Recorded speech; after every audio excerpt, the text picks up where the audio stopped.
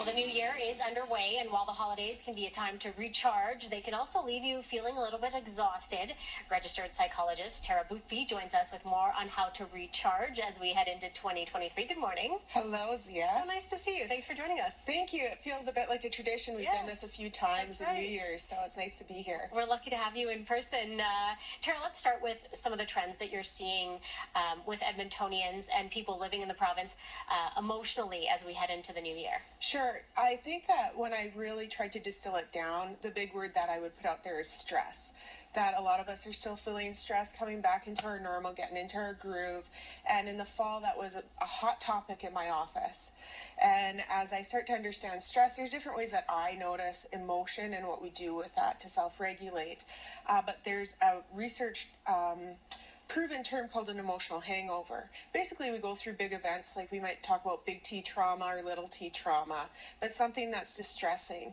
And then just like we ingest food, we ingest events. They go into our brain, and our brain does something. We think and we feel, and we think and we feel, and we can get caught into this loop. And if we're not paying attention to it, it's like an emotional hangover. The next day, how am I feeling? Exhausted, irritable, anxious. My brain is kind of stuck on something that was uncomfortable. The less we pay attention to these emotional hangovers, the more they can build up. So emotional hangover could be acute. It could be one day. But if I'm not noticing, and then all of a sudden a year goes by of all this distressing stuff, then I really run the risk of burnout. And often in the new year, we hear about resolutions and people sort of looking ahead and trying to, put all their ducks in place. What can you tell us in terms of resolutions and, how this might help people with overwhelming emotions? Yeah, so New Year's resolutions can get a bad rap, and people kind of have an affront about the term New Year's resolution sometimes. Personally, I like it. I think that living with resolve is an okay mentality, that there are points where we have a firm agreement with ourselves. This is something that I'm setting my mindset on. I'm going to set some goals. A good goal is measurable and manageable.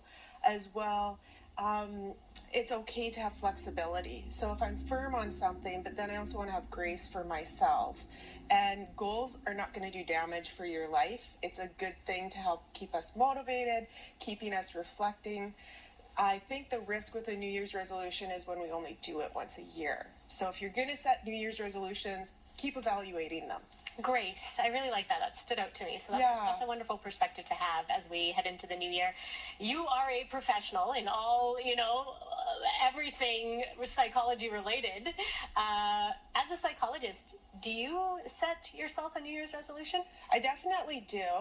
And my thesis research was on the wellness wheel. So I just kind of have that knit into my way of being, the wellness wheel, that we have 6 dimensions of life. We're social, emotional, intellectual, physical, occupational, and spiritual beings. I just notice those categories and take meetings with myself to evaluate. When I'm not doing good, when I notice an emotional hangover is maybe happening for me, I'm feeling crispy.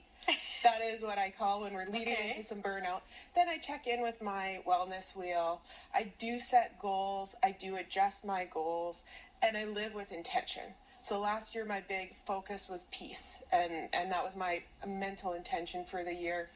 Intention is good. It's harder to evaluate.